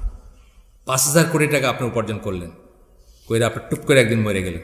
একটা বাসের পিছের লেখা দেখতেছি, ও খুবই ভাষায় লেখা, আস্তে আস্তে এইবার যে সিলেট থেকে ঢাকায় আসলাম, সম্পদ খাবে লোকে, দেহ খাবে পোকে। মানে পোকা কথাটাও লেখে নাই, পোকে লেখছে আর কি, বুঝছেন না? কি কথা কিন্তু সত্যি, কথা সত্যি না? যে এত কষ্ট করে আপনি মানে সারা জীবনটাই স্পেন্ড করলেন এটা করতে গিয়া, সেই সম্পদ খাবে লোকে, আপনি মরে গেলে লোকে খাবে, আর আপনার দেহ খাবে পোকে, মানে পোকায় খাবে আর কি। মানে মারিফতি কথা লিখতে চাইছে বা যাই হোক, কথা সত্যি তো, কথা সত্যি। তাহলে উপার্জনের জীবন ভাববো না আমরা, জীবনের জন্য উপার্জন, জীবনযাপনের জন্য যেটুকু উপার্জন দরকার অবশ্যই করব, সেটা সওয়াবের কাজ, সেটা করা। আমরা যে ওয়াইফকে প্রোভাইড করি, বাচ্চাদের প্রোভাইড করি, এটা সওয়াবের কাজ, প্রত্যেকটা সওয়াবের কাজ, সাদাকা হিসাবে হয়। নিজের বোরে বাচ্চারা খাওয়াইতে সেটাও সাদাকা, সেটা করবো আমরা। আচ্ছা, ভাবতে শেখায় আমরা। তাই রাসূল সাল্লাল্লাহু আলাইহি ওয়াসাল্লামকে দোয়া করতে দেখি। আল্লাহ, একটা দোয়া আছে রাসূলের, মানে আরবিটা এখানে লেখা নেই, শুধু বাংলাটা আছে। সেটা হলো আল্লাহর কাছে উনি পর্যাপ্ত চান, কিন্তু অ্যাবান্ডেন্ট চান না, মানে অতিরিক্ত চান না। এনাফ চান, সাফিসিয়েন্ট চান, কিন্তু উপচায় পড়তেছে অতিরিক্ত, সেটা চান না। এই দোয়াটা, এটা দোয়াটার জিস্টাই হচ্ছে এটা, যে আল্লাহ আমাকে তুমি পর্যাপ্ত দিও, কিন্তু অ্যাবান্ডেন্ট দিও না, মানে উপচায় পড়তেছে বা সুপারফ্লুয়াস মানে উদ্ধৃত সেটা দিও না। এবং তার লাইফটা তাই ছিল আসলে, তার লাইফটা দেখেন আপনার পড়ে তাই ছিল। এবং তার সাথে মানে খলিফাদের লাইফটাও কিন্তু তাই ছিল। বেসিক্যালি এই জায়গায় 4 খলিফার কিন্তু অদ্ভুত মিল। তাদের হয়তো ছিল আলাদা, মানে টাকা পয়সার সঙ্গতি হতো ওসমান রাদিয়াল্লাহু আনহু অনেক বেশি, কিন্তু জীবনযাপন করতেন কীভাবে, একেবারে ডাউন টু আর্থ, একেবারে ডাউন টু আর্থ। যাই হোক, তারপরে মোহাম্মদ আসাদ মুসলিম জীবনে এরপরে একটা জিনিস আলোচনা করতেছেন, যেটা ইসলামকে অন্য সকল ধর্ম থেকে আলাদা একটা অবস্থানে দাঁড় করায়। এই এখন যেটা আলাপ করবেন আর কি, সেটা হচ্ছে যে গসপেলস বুঝেন তো কি? গসপেলস হচ্ছে নতুন নিয়ম, যেটাকে আমরা বলি। ওটা নতুন নিয়ম মানে ওল্ড টেস্টামেন্ট, নিউ টেস্টামেন্ট আছে না, বাইবেলের 2টা ভাগ আছে না। নিউ টেস্টামেন্ট যেটা, ওইখানে 4টাই আছে সমাচার, সুসমাচার আছে, বা উপদেশ আছে, বা নিয়ম আছে 4টা। একটা লুক, ম্যাথিউ, মার্ক, জন, 4টা আছে, বুঝছেন না? এইগুলাকে কি বলা হয়? গসপেলস বলা হয়। হ্যাঁ, গসপেলস খ্রিস্টানিটিতে। তো ওইখানে গসপেলসে কি বলা হচ্ছে, ওইখানে কি মানে খ্রিস্টানদের বা বাইবেলে কি আসে? Render unto Caesar that which belongs to Caesar. Caesar কে ছিল? রোমান ইসের একটা উপাধি ছিল, রোমান সম্রাটদের একটা উপাধি ছিল। ফেরাউন যেরকম একটা উপাধি, ফেরাউন কিন্তু মানুষের নাম না, ফেরাউন হচ্ছে একটা উপাধি। এই ইরানে যেমন শাহ একটা উপাধি, বুঝছেন না? এরকম শাহ মানিল মানে রাজা, শাহ একটা উপাধি। তো সিজারও কিন্তু এরকম একটা উপাধি। এই সিজারের অনেক রকম সিজার আছে, অনেক নাম। আসল নামটা সামনে থাকে, পিছনে সিজার থাকে। যেমন জুলিয়াস সিজার, এই জন্য একজন সিজার। কালিগুলাস সিজার, এটা আরেকজন সিজার, বুঝছেন না? টাইবেরিয়াস সিজার, আরেকজন সিজার। এরকম সিজার একটা উপাধি। তো সিজারকে সম্রাট, শাসন করতে তাদের। খ্রিস্টানিটির একটা কথা আছে গসপেলসে, মানে ওই যেগুলো বললাম এই বাইবেলের নতুন নিয়মে যেগুলো, সেখানে আছে render unto Caesar that which belongs to Caesar. সিজারের যেটা প্রাপ্যটা সিজারের দাও, মানে বাদশাহ, রাজার, সম্রাটের যেটা প্রাপ্যটা সম্রাটের দাও। যেটুকু আনুগত্য প্রাপ্য আনুগত্য, যেটা আপনার কি বলবো, বায়াত বলেন, যাই বলেন। And render unto God that which belongs to God. আর আল্লাহরে দেও যেটা আল্লাহর প্রাপ্য। এই একটা জিনিসের ব্যাপারে ইসলাম সারা দুনিয়ার সব দিনের চেয়ে আলাদা। এই একটা ডিভিশন ইসলাম করে না, করতে পারে না। সকল কিছুই আল্লাহ, সকল কিছুই আল্লাহ। আপনার রাজারে একটা দিবেন, হাফ দিবেন রাজারে আনুগত্য, আর হাফ দিবেন আল্লাহরে, এটা হইতে পারে না। সকল কিছু আল্লাহ, রাজাও আল্লাহ, রাজত্ব আল্লাহ, সেও আল্লাহর গোলাম, আপনিও আল্লাহর গোলাম। সুতরাং এই একটা জায়গায় দুটাকে আলাদা করা যাবে না, এটাই বলতেছেন উনি এখানে। Has no place in the theological structure of Islam. ইসলামে এটার কোনো নাই, কোনো জায়গা নাই এটা। এরপরে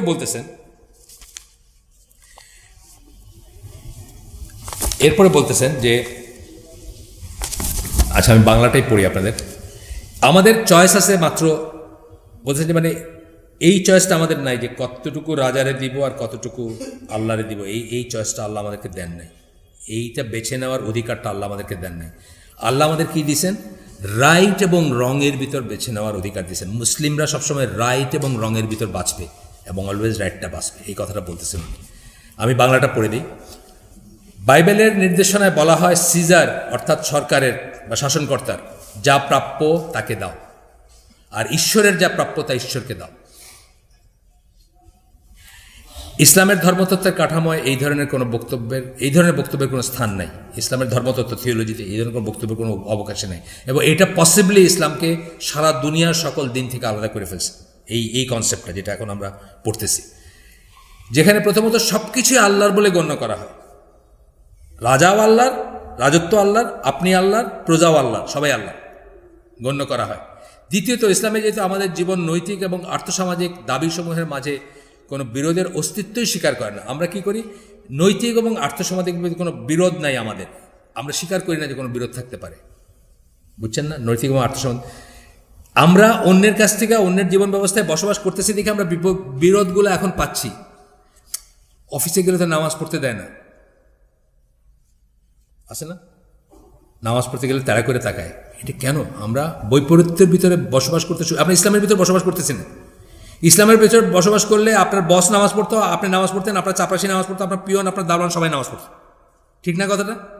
বৈপরীত্য থাকতো না। ইসলাম এইটার ভিতর কোনো বৈপরীত্য স্বীকার করে না যে আর্থসামাজিকের সাথে আমাদের কোনো, সে যদি হয় সেটা ইসলামিক না, সেটা ইসলামিক জীবন ব্যবস্থা না। আচ্ছা, তো বলতেছেন যে দ্বিতীয়ত ইসলামে যেহেতু আমাদের জীবন ও নৈতিক আর্থসামাজিক দাবি সময়ের মাঝে কোনো বিরোধের অস্তিত্বই স্বীকার করে না, সেহেতু যে কোনো ব্যাপারে বেছে নেওয়ার কেবল একটি মাপকাঠি রয়েছে। বাঁচবেন যে আপনি দুইটা জিনিসে বাঁচবেন, আইদার ঠিকটা অথবা ভুলটা। শুদ্ধ এবং ভুলের মাঝ থেকে শুদ্ধকে বেছে নেন। অলওয়েজ আপনি শুদ্ধ এবং ভুলের ভিতর থেকে শুদ্ধকে বাইছে নেবেন, এবং এটা করবেন কি আগেই করবেন, ভাবিয়া করিও কাজ করিয়া ভাবিও না। আমাদের দেখা যায় সমস্ত সবাই কি করে, আমরা যে সমস্ত সমস্যাগুলো, যে আমাদেরকে অনেকে মানুষের সমস্যা নিয়ে জিজ্ঞেস করে, তো সব সমস্যাগুলো হচ্ছে এটার ভিতরে ঢুকার পরে তারপরে এখন চিন্তা করতেছে যে কি করবে, বুঝছেন না? আজকে একজন বলতেছে যে তার ওই সে একটা কোনো শেয়ার বাজারে শেয়ার আছে, এরকম কোনো একটা কোম্পানির চাকরি করে, ইঞ্জিনিয়ার সে ছেলেটা। তার বস তারে বলতেছে যে তার নামে একটা বিও অ্যাকাউন্ট খুলে তার নামে শেয়ারের ব্যবসা করতে চায়। আগেই চিন্তা করা উচিত ছিল যে এই কোম্পানি জয়েন করলে এই কাজ হবে, এই বসের আন্ডারে এরকম হবে, বুঝছেন না?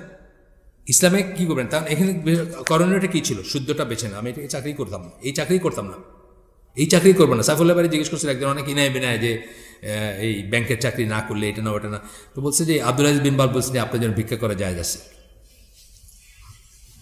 আব্দুল আজিজ বিন বাজের ফতোয়া হচ্ছে এই ক্ষেত্রে আপনার জন্য ভিক্ষা করা যায় আছে, আপনার গুনাহ নাই। যদি আপনি আর কিছু যদি করতে পারলেন না, আল্লাহ যে শরীর দিয়েছেন এটা খাটায়, তো ব্যাংকের চাকরি করার থেকে আপনি ভিক্ষা করেন, এটা যায় আছে আপনার জন্য। শুধু ব্যাংকের কথা বলতেছেন, অফকোর্স।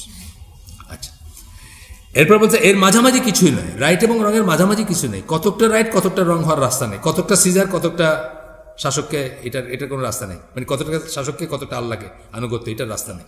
সম্পূর্ণ আনুগত্য আল্লাহর হইতে হবে। এবং আসতেছি আমরা, আচ্ছা পরে অন্য কথাগুলো আসবে, আগে বলি না, পরে বলি। তাই নৈতিকতার অবিচ্ছেদ্য অংশ হিসাবে আমল বা বাস্তব কর্মকাণ্ডের উপর এত জোর দেওয়া হয়ে থাকে। নৈতিকতা যে আপনি যে আমার বক্তৃতা মারলেন এত, এইটার হিসাবে আপনি আমলটাকে দেখতে চাই আমরা। আপনি এটা কইরে দেখাবেন, যত বক্তৃতাগুলো মারতেছেন যেখানে যারা, সব কিছু কইরে দেখাবেন। করলে এই বক্তৃতার মিনিং আছে, নাহলে বক্তৃতার কোনো মিনিং নেই। শুধু মুখ দিয়ে বললেন, ভালো কথা মুখ দিয়ে বলে না, অনেক মানুষই বলে। সারা দুনিয়ার মানুষ তো বেসিক্যালি ভালো কথাই বলে।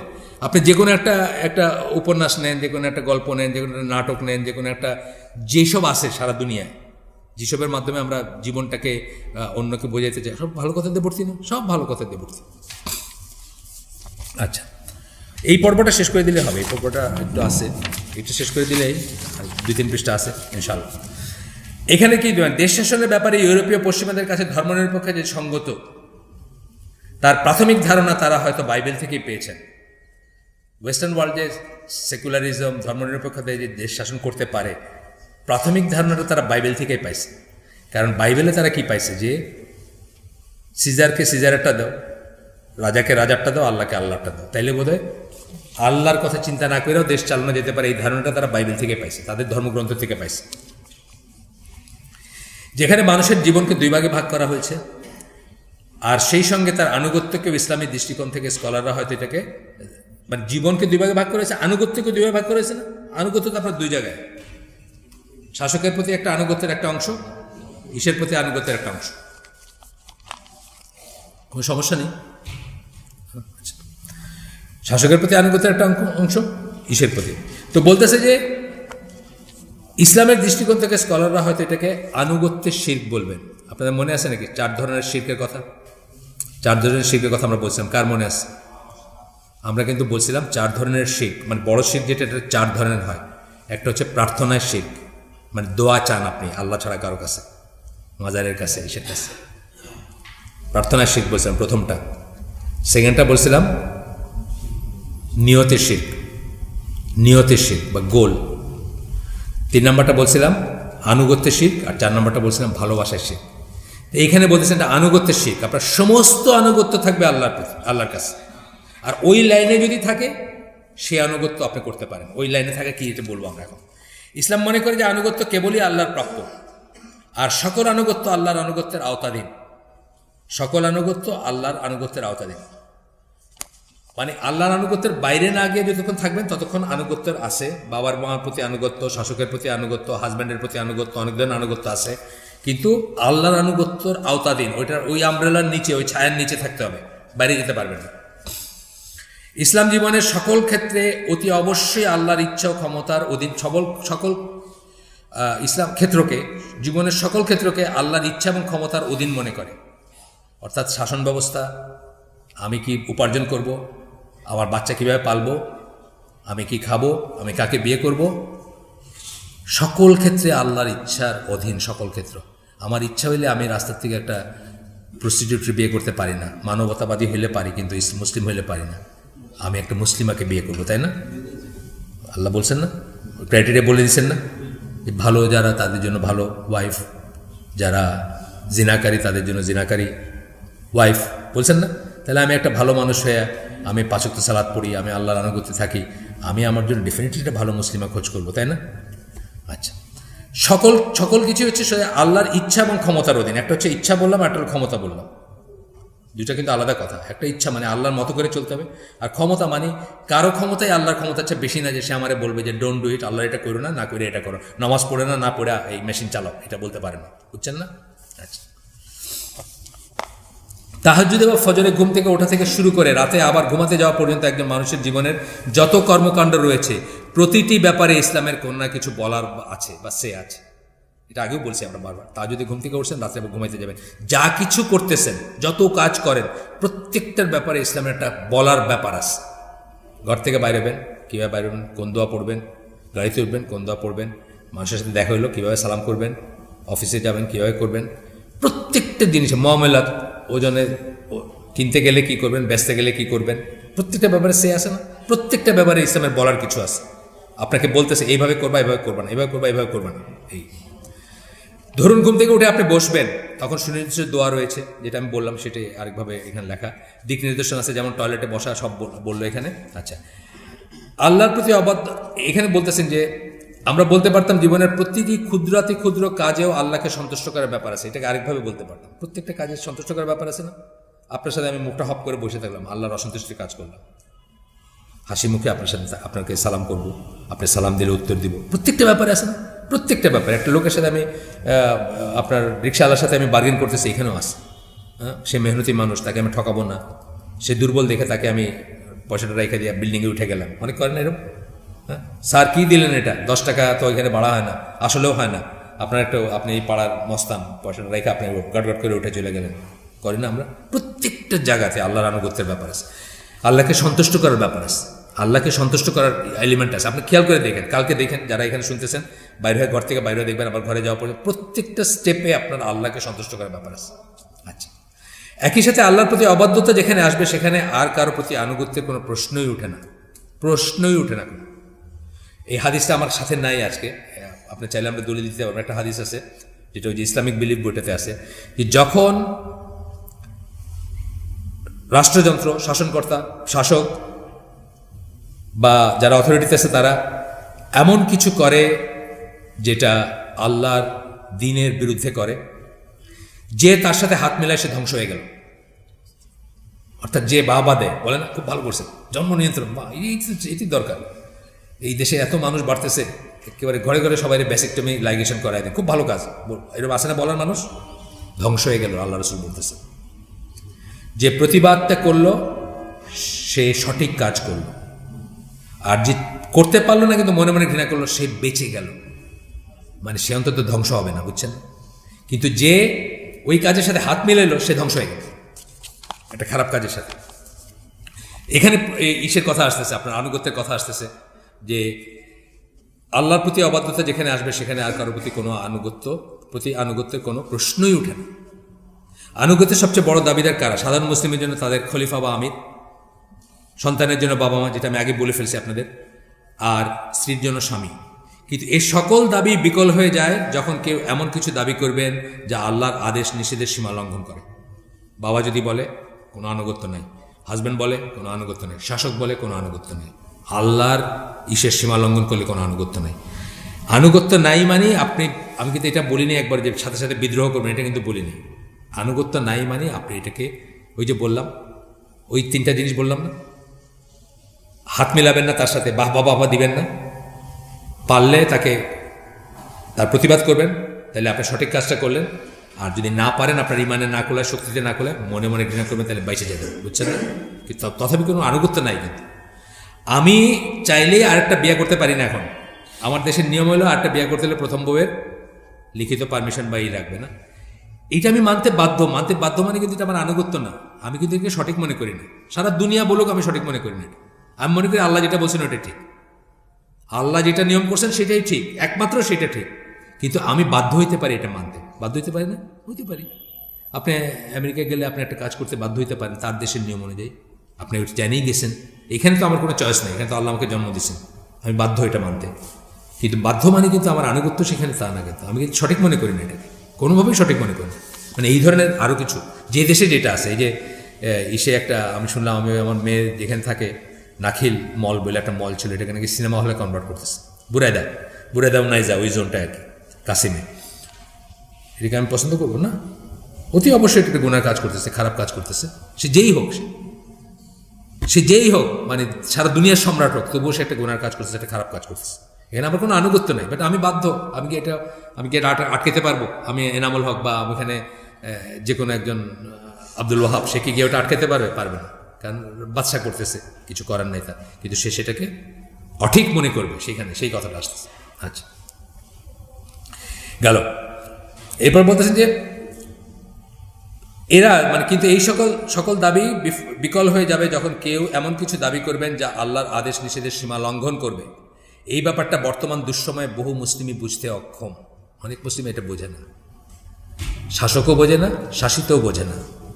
অন্য ধর্মাবলম্বীদের কথা না হয় বাদই দিলাম, এই বিষয়টা বুঝলে কেউ একজন বিশ্বাসী মুসলিম হয়ে কিছুতেই ধর্মনিরপেক্ষতার গুণগান গাইতে পারতেন না। এটা যদি আপনি সামান্যতম বুঝতেন, তাহলে আপনার ধর্মনিরপেক্ষতার গুণগান গাইতে পারবেন। কারণ গুণগান গাইলে আপনি কোন শ্রেণীর হইলেন? প্রথম শ্রেণীটা, যে ধ্বংস হয়ে যাবে, যাদের কথা বলছেন। যে বাহবা দিবে বা ওইটার সাথে হাত মিলাবে আল্লাহ বিরুদ্ধ কাজের সাথে, সে ধ্বংস হয়ে যাবে। তাহলে আপনি ধর্মনিরপেক্ষতার গুণগান গাইতে পারতেন না। আপনি আইদার এটা অপোজ করতেন, অথবা চুপ করে থাকলে আপনি এটাকে মানতেন না বা মনে করতেন যে এটা ঠিক না, এটা অঠিক। আচ্ছা, এরপরে বলতেছেন যে প্রতিটি ব্যক্তি মুসলিম তার চারপাশে যা ঘটে চলেছে সেসব ব্যাপারে নিজেকে ব্যক্তিগতভাবে কিছুটা হলেও দায়িত্বশীল মনে করতে হবে। আপনার আশেপাশে যা ঘটতেছে, এখানে আপনার দায়িত্ব আছে। আপনি একা একা বসবাস করতে পারেন না। মানে আপনি সমাজে থাকবেন, ইয়েট আপনি মনে করবেন আমি আমার মতো আছি, আর দুনিয়ার কিছুতে আমার কিছু আসে যায় না। এটা হয় না, মুসলমানদের ব্যাপারটাই তাই না। আগেও বলছি আমি যে আমাদের ইসলাম প্রিচ করে কালেকটিভিজম, আর কাফেররা প্রিচ করে ইন্ডিভিজুয়ালিজম। ইসলাম হচ্ছে সবাই আমরা সমাজবদ্ধভাবে থাকবো, কমিউনিটি ইসে থাকবো। আমাদের সালাত, আমাদের হজ, আমাদের জাকাত, আমাদের সিয়াম, আমাদের জিহাদ, যে কোনো কিছু বলেন, আমাদের জন্ম, আমাদের মৃত্যু, আমাদের জানাজা, আমাদের আকিকা, সব কিছু আপনাকে কী বলে? সমাজবদ্ধভাবে থাকতে বলে। আমার যা ইচ্ছা আমি তা করবো, সেটা না। সাথে সাথে কি আসবে তাইলে? যে আপনার চারিপাশে কি করতেছে সেই ব্যাপারে আপনার একটা দায়িত্ব আছে। প্রথম তো একটা আছে যে আপনি নিজে এমন কিছু করবেন না যেটা সমাজের জন্য ক্ষতিকর। আবার ক্ষতিকর কিছু দেখলেও এটাকে কীভাবে প্রতিকার করা যায়, এখানে আপনার দায়িত্ব আছে। এই কথাই উনি বলতেছেন এখানে। প্রতিটি মুসলিমের তার চারপাশে যা ঘটে চলেছে সেই ব্যাপারে নিজেকে ব্যক্তিগতভাবে কিছুটা হলেও দায়িত্বশীল মনে করতে হবে, এবং সময়ের যে কোনো একটা প্রচ্ছদে তাকে সব দিক থেকে যা সঠিক সেটা প্রতিষ্ঠিত করার এবং যা অঠিক সেটাকে দূর করার চেষ্টা করতে হবে। সময়ের প্রচ্ছদ বললাম কেন? Cross section. সময়ের একটা পার্টিকুলার এসে ধরেন যে দিনটা 27শে মার্চ 1971 সাল, আমরা খুব একটা ক্রান্তিলগ্নে ছিলাম না, সময়ের খুব একটা ক্রাইসিস মোমেন্টে না। কারেক্ট কাজটা করতে হবে। কী করতে হবে? মজলুমের পাশে দাঁড়াতে হবে, জালিমের এগেনস্টে দাঁড়াতে হবে। এটি ছিল কারেক্ট কাজ। যারা দাঁড়ান নাই তারা কারেক্ট কাজটা করেন নাই, অঠিক কাজ করছেন, বুঝছেন না? এইভাবে যে কোনো একটা সময়, শুধু ওইটা বলে না, একটা ঝড় হয়েছে, এখানে একটা কারেক্ট কাজ করার আছে না? আপনার যদি কিছু থাকে, 5টা কাপড় আছে, 2টা কোনোদিন জীবনে পরেন নাই, গত 10 বছর 2টা পরেন, দিয়ে দেন আপনি। মানে প্রত্যেকটা জায়গায় আপনার সময়ের প্রচ্ছদ বলতে বোঝাচ্ছেন যে সময়ের এক একটা মোমেন্টে এক একটা জিনিস কারেক্ট হইতে পারে, সেই জিনিসটা বুঝে সেই কাজটা করা উচিত। আপনি নিজেকে আইসোলেট রাখতে পারেন না। আচ্ছা, এবং যেটা অঠিক সেটাকে দূর করার চেষ্টা করতে হবে। কোরআনের নিম্নলিখিত আয়াতে এই দৃষ্টিভঙ্গির অনুমোদন দেওয়া হয়েছে। সূরা আল ইমরান 110 নম্বর আয়াত, যেখানে আল্লাহ বলতেছেন, তোমরা হলে সর্বোত্তম উম্মত, যাদেরকে মানুষের কল্যাণের জন্য সৃষ্টি করা হয়েছে, ভালো কাজের আদেশ দিবে এবং মন্দ কাজের নিষেধ করবে। ঠিক আছে, হয়ে গেল যে এইটাই আপনাকে কি গুণটা দিয়ে, এরপরে আরেকটা লাইন আছে, এবং আল্লাহ বিশ্বাস করবে। এরপরে মানে তোমরা কি করো, সৎ কাজে আদেশ দাও, মন্দ কাজে নিষেধ করো এবং আল্লাহ বিশ্বাস করো। ওইটা আর দেন নাই, মানে জাস্ট ডট ডট দিয়ে দিচ্ছেন। তো যাই হোক, কিসের জন্য আপনাকে সর্বোত্তম বললেন? ওই যে বললাম যে রাইট এবং রঙের ভিতরে আপনি অলওয়েজ শুদ্ধটাকে বেছে নেবেন। এটাই তো সৎ কাজে আদেশ, মন্দ কাজে নিষেধ, মানে এটা না যে রাইট এবং রঙের ভিতরে আপনি অলওয়েজ শুদ্ধটাকে বেছে নেবেন। আপনার চয়েস হচ্ছে রাইট এবং রঙের ভিতরে, এবং রাইটটা আপনি বেছে নেবেন। এটা মাঝামাঝি থাকার কোনো রাস্তা। ইসলামের সক্রিয় দাওয়াতি তৎপরতাকে নৈতিকভাবে যথার্থ বা সঠিক মনে করার পিছনে এইটা হচ্ছে একটা কারণ। ইসলামের যে দাওয়াত দেওয়াটাকে যে কারো কাছে আপনি বলে ফেলতেছেন, যে কারো দরজায় দাঁড়ায় পড়তেছেন, বা যে কোনো মানুষকে আপনি ডাকতেছেন আল্লাহর দিকে, এটাকে করার একটা রিজন কি, আপনি সঠিক কাজটা করতেছেন। এইটাই সঠিক কাজ, ভালো দিকে ডাকবেন আপনার মানুষকে। আর এই কারণে ইসলামের প্রথম যুগের দেশ জয় বা তথাকথিত সম্প্রসারণবাদকেও যথার্থ বা ন্যায়সঙ্গত মনে করা হয়। অনেকেই বলে যে ইসলাম এক্সপানশনিজম ছিল ইসলামে, মানে খালি দেশ জয় করতে চাইছে আর দেশ দখল করতে চাইছে। ব্যাপারটা কিন্তু তা না। ব্যাপারটা টাকার জন্য, পয়সার জন্য করেন। ওমরাদের টাকার জন্য, পয়সার জন্য দেশ জয় করেন না। ওমরাদের করছেন যেখানে যেখানে জুলুম, মানে শিরকের চেয়ে তো বড় জুলুম কিছু নাই।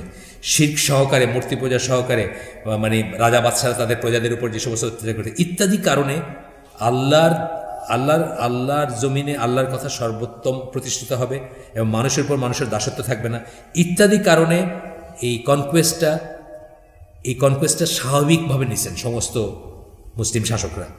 পরবর্তীতে হয়তো কেউ টাকা পয়সা সম্পদের জন্য করছেন, আমি অস্বীকার করি না পরবর্তীতে, কিন্তু অন্তত প্রথম জেনারেশনগুলো কিন্তু এই কারণে করেননি। এবং প্রথম জেনারেশনগুলো তো জোর করে কাউকে কনভার্ট করার প্রশ্নই ওঠে না। উল্টা তারা অনেক বেশি মানুষ কনভার্টেড হইতেছে শুনলে তাদের চিন্তা হইতো যে এই মানুষগুলো তো ভেজাল নিয়ে ঢুকবে সব ইসলামের ভিতরে, এবং দুধের ভিতরে পানি মিশতেছে, বুঝছেন না, পানি মিশে দুধটা হালকা হয়ে যেতেছে, তারা এইসব নিয়ে চিন্তা করতেন। এটা আরেকটা টপিক, আমরা অন্যদিন আলোচনা করবো, ঠিক আছে। রাস্তায় চলতে আজকাল কি হয় যে 10 গজ দূরে একটা ছিনতাই হচ্ছে, কোনো মানুষ কিন্তু একজন পথচারী ঝামেলা এড়াতে মুখ ফিরিয়ে নেন। আমি নিজে দেখছি, চাইলে সাহায্য করতে পারতো কিন্তু করলো না, জাস্ট মানে কিছুই হয় না, এরকম করে না দেখার ভান করলো। অথবা একটা মেয়ের প্রতি যখন একটা বখাটে ছেলে একটা অশ্লীল মন্তব্য ছুড়ে দেয়, তখন পাশে চলতে থাকা প্রথম শ্রেণীর নাগরিকটি নির্বিকার গবাদি পশুর মতো তাকিয়ে দেখেন, মানে গরু যেরকম তাকায় দেখে এরকমকে তাকায় দেখে, কিন্তু তার ভিতর কোনো মানে চ্যাতব্যাত নাই, বলে না সিলেটের একটা কথা, কোনো রকম রিয়াকশন হয় না, সৎ কাজ করার কোনো তাড়না হয় না, বুঝছেন তো। আর কিছু না পারুক ডাকতেও তো পারে দুইটা মানুষকে, তারা তো ধরেন ওটা খুব সন্ধ্যা একটা লোক, এটার সাথে পারবে না 6 ফুট 6.5 ফুট, আর সে হয়তো 5 ফুট 2 ইঞ্চি, লোক তো ডাকতে পারতো, চিৎকার করতে পারতো, যেটুকু আল্লাহ ক্ষমতা দিয়েছেন। কিন্তু দেখবেন মানে তার লাইফ তার, আমার লাইফ আমার, তার ব্যাপার তার, আসে যায় না, বলছে একটা মেয়ের বললো বাস শেষ, বুঝছেন না। আমি নিজে এই যে 2011 বা 12-তে দেখলাম একটা কালো, সৌদি আরবে তো অনেক কালো লোকও আছে, মানে যারা ইয়েমেনি বা সুদানি, কিন্তু এখন সৌদি যারা, এরকম লোক, আমার এজ গ্রুপের একটা লোক, আমি দেখতেছি একটা ইয়াং ছেলেরা কি জানি একটা চিৎকার করে বলতেছে, আমি বুঝতেছি না কি বলতেছে, অ্যারাবিক এসে চিৎকার করে বলতেছে, আর এরকম হাত দেখাচ্ছে, এরকম হাত দেখছে। পরে দেখলাম যে ওই ছেলেটা আলটিমেটলি মুঠের ভিতরে দিয়ে সিগারেটটা ফালাইলো, ওটা পা দিয়া ওইটা ঘষায় করলো, করে বললো যাওয়া। সৎ কাজে আদেশ, মন্দ কাজে নিষেধ, বুঝছেন। সিগারেটটা হারাম জিনিস, মসজিদুল হারামের বাইরেই সে খাইতেছে, একটা ইয়াং ছেলে খাইতেছে, মানে অনেক ধরনের পাপ আছে এখানে, অনেক ধরনের বেয়াদবি আছে এখানে। আমাদের তো করে আপনার পাশের অ্যাপার্টমেন্টের ছেলে আপনার মুখে ছাড়লো, আপনি মুখটা ঘুরে নিলেন যে বুঝে নেই ছেলে ছাড়ছে তো কি হয়েছে। সৎ কাজে আদেশ, মন্দ কাজে নিষেধ আজকে চলে গেছে, বুঝছেন। এটা আবার ফিরে আনতে হবে, যেদিনই হোক আনতে হবে, এটা ফিরে আনতে হবে। তা আমি দেখলাম, মানে খুব খুব ভালো লাগলো দেখে। আর ছেলেটাও ট্যাফও করে নাই, কিন্তু আমার দেশে বলে তোমার পয়সা খায় নাকি, পারলে বলতো, বুঝছেন না, ট্যাফও করে নাই, মানে ওই লোক ফালাইলো। প্রথমে তো আমি বুঝতেছি না এরম করতেছে, বুঝছেন, ল্যাঙ্গুয়েজ বুঝতেছি না, হয়তো কোনো একটা ডায়লগ বলতেছে, সে কালো চামড়ার লোক, মানে সৌদি বাট কালো চামড়া। আর ওই ছেলেটা ইয়াং একটা ছেলে, ধরুন 17-18 বছরের ছেলে, আমি বুঝতেছি না কি বলতে, তারপর সিগারেটটা ফালায়, তারপর ওর পা দেওয়া, ওই ছেলেটা কইলো পা দিয়ে এটা শেষ করে তারপর বলছে যাও। এটা হচ্ছে সৎ কাজে আদেশ, মন্দ কাজে নিষেধ। আমরা আজকে এখন একটু দূরে সরে গেছি, একটু বললাম না যে বখাটে ইসের কথা বললাম। আচ্ছা, এই ব্যাপারগুলো একটা মুসলিম সমাজে অকল্পনীয় এবং দারুণ রকমের অমুসলিম সুলভ, এগুলো একটা মুসলিম সমাজে ছিল না। আমরা যখন নজবিল্লা আমরা যখন ওই স্কুলের শেষের দিকে যখন বেডে একটা দুইটা টান মারতে শুরু করছি, ছায়া দেখা গেছে পাড়ার সবচেয়ে আনপপুলার মুরব্বীর ছায়া দেখা গেছে। আমরা তো এদের আর কলিয়া পানি নাই যে গিয়ে যদি বাপরে বলে গেছে নাকি আল্লাহ জানে, বুঝছেন না? মানে সে দেখেও নাই আমাকে অত ভালো করে, আমার কলিয়া পানি নাই যে গিয়ে হয়তো আমার বাপরে কইছে যে আপনার ছেলেটা দেখলাম আজকে এটা করতেছে, বুঝছেন না? এরকম যাই হোক, তো বলতেছে যে এটা অমুসলিম সুলভ, কারণ মুসলিম সমাজের কোনো নাগরিকই যা খুশি তাই করতে পারেন না। খুব ইম্পর্টেন্ট কথা, যা খুশি তাই করতে পারেন না। আমার ভোট আমি দিব, যাকে খুশি তাকে দিব, আমার জীবন আমি, আমার শরীর নিয়ে আমি শুভ, যার সাথে তার সাথে শুভ, এটা আপনি করতে পারেন না। মুসলিম সমাজে যা খুশি সেটা করা যাবে না। এই জন্য মুসলিম সমাজের সবচেয়ে বড় ক্রাইমগুলো হচ্ছে সামাজিক ক্রাইম, যেগুলো ক্ষমা করা হয় না। সামাজিক ক্রাইম, যা খুশি তা করার ক্রাইম, সমাজ নষ্ট করার ক্রাইম। যেটা বললাম যে জিনার কথা বললাম, যে রাষ্ট্রপতিও জিনা মাফ করতে পারে না মুসলিম ইসলামিক স্টেটে বা ইসে, সেটা তার অধিকার নেই। 3টা মৃত্যুদণ্ডের কথা বলি না আমরা, 3টার মৃত্যু 2টার মাফ আছে, নানাভাবে মাফ পাইতে পারে, একটার কোনো মাফ নেই। জিনা যদি প্রতিষ্ঠিত হয়ে যায় কেউ করছে, আর ম্যারিড অ্যাডাল্টারি বিবাহিত, মৃত্যুদণ্ড ছাড়া কোনো রাস্তাই নেই, কেউ মাফ করতে পারে না তাকে। আচ্ছা, তারপর বলছেন যে তাকে অবশ্যই মুসলিম সামাজিকতাকে সমীহ করে চলতে হবে, সমীহ করতে হবে। আপনি যা ইচ্ছা তাই করতে পারেন, সমীহ করে চলতে হবে। অপরদিকে মুসলিম সমাজের প্রতিটি নাগরিক যেহেতু সৎ কাজে আদেশ এবং মন্দ কাজে নিষেধ করাকে ধর্মীয় দায়িত্ব মনে করেন, সেহেতু তিনি জনসমক্ষে একটা অন্যায় ঘটে চলেছে দেখে চুপ করে থাকবেন না। যখন একটা অন্যায় ঘটতে দেখতেছে সে চুপ করে থাকবে না। এই হাদিসটা যে হাদিসে এই কথাগুলো আসছে, আমার বিশেষ করে হাত পা ঠান্ডা হয়ে যায় পড়লে। এই হাদিসটা আমরা ছোটোবেলা থেকে পড়ছি, আপনাদেরকে বলছি এখানে আগে, ছোটোবেলাতে পড়ছি যে তোমার একটা অন্যায় ঘটতে দেখলে প্রথমে হাত দেয়া করো, নাইলে মুখ দেয়া, না হলে মনে মনে ঘৃণা করে, এর নিচে কোনো ইমান নেই, এটা হলো লোয়েস্ট অফ ইমান। তাহলে একটা খারাপ কাজ ঘটতেছে দেখে আপনার যদি মনে কোনো বিকার না ঘটে, ইউ বেটার চেক আপনার ইমান আদৌ আছে কিনা। আপনার খারাপ লাগতো, ন্যাংটা ছবির একটা পোস্টার দেখে আপনার কিছুই লাগলো না, আপনার ইমান চেক করা উচিত যে আপনার ইমান আছে কিনা আদৌ। আপনি হাত দিয়ে আটকাতে পারেন না, ওই লোকের অনেক পয়সা, সিলেট শহরে সবচেয়ে বড় লোকের বিজ্ঞাপন, এটা সবচেয়ে বড় মাসালার বিজ্ঞাপন, হাত দিয়ে আটকাতে পারেন না, মুখেও কিছু কইতে পারেন না, আপনারে গায়েব করে দিবে, গুম করে দিবে। কিন্তু মনে ঘৃণা, সেখানেও যদি আপনার খারাপ না লাগে ন্যাংটা ছবি দেখায়, তাহলে আপনি ইউ বেটার চেক ইউর ইমান, আপনি নিজের ইমান কী করে দেখেন। এটা হলো ওই হাদিসের মিনিং। এবং এটা পড়ার পরে আমার নিজেকে নিয়ে খুব ভয় লাগে যে আমরা কত জিনিসের সাথে রাস্তার দেখা চলে যাই, হাইটে চলে যাই, কত জিনিসের সাথে কোএক্সিস্ট করতেছে, সহাবস্থান যেটাকে আমরা বলি, একসাথে বসবাস করতেছি। আচ্ছা, আর 4 মিনিট আমি শেষ করে দেবো এটা ইনশাল্লাহ। যতটুকু হয়েছে তাড়াহুড়ার কিছু নাই, আমরা এরপর থেকে পড়বো ইনশাল্লাহ। তো এরপরে কি বলতেছেন যে এই সূত্র ধরেই পার্শ্ববর্তী কোনো ভূমিতে কোনো অনাচার বা অবিচারের সংবাদে নিগৃহীত কোনো মানুষের আহ্বানে স্বর্ণযুগের মুসলিম সেনাবাহিনী সেই অন্যায়, অবিচার ও জুলুম নির্মূল করতে সমুদ্র পাড়ি দিয়েও সেখানে ছুটে গিয়েছে। এই বোধটার থেকে যে অন্যায় ঘটতেছে আমি মুখ ফিরিয়ে নিতে পারি না, আমার যদি ক্ষমতা থাকে, আমার যদি দায়িত্ব, আমার যদি ক্যাপাবিলিটি থাকে, আমি অবশ্যই সেটাকেই করব। এই বোধটার থেকে মুসলিম সেনাবাহিনী একজন মহিলার লেখা একটা চিঠি শাসকের কাছে পৌঁছেছিল, সেটার প্রতিকার করতে গোটা সেনাবাহিনী গেছে, সেই জায়গা জয় করছে এবং সিন্ধু জয় করছে।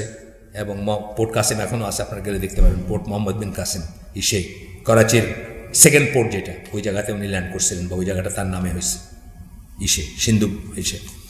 এভাবেই একজন অসহায় রমণীর আহ্বানে সাড়া দিতে গিয়ে মুসলিম বালক সেনাপতি কেন, মাত্র 17 বছর বয়স ছিল তার, মোহাম্মদ বিন কাসিম, তার অজেয় সেনাবাহিনী করাচির অদূরে সিন্ধুর মাটিতে প্রথম পা রেখেছিলেন এবং একটা নতুন ইতিহাসের অধ্যায়ের সূচনা করেছিলেন। একটা ইতিহাসের অধ্যায় সূচনা করেছিলেন। সৎ কাজে আদেশ, মন্দ কাজে নিষেধ। অন্যায় ঘটতে দেখলে ভিতরে কৌমোশন আসবে, ভিতরে মানে অন্তত প্রথমে খারাপ লাগা আসবে, সেখান থেকে কি করা যায় এটা চিন্তা করবেন এবং সেইভাবে সেটাকে আটকানোর চেষ্টা করবেন। আমরা আজকে শেষ করে দিই। সুবহানাকা আল্লাহুম্মা বিহামদিকা আশহাদু আল্লা ইলাহা ইল্লা আনতা আস্তাগফিরুকা ওয়া আতুবু ইলাইক।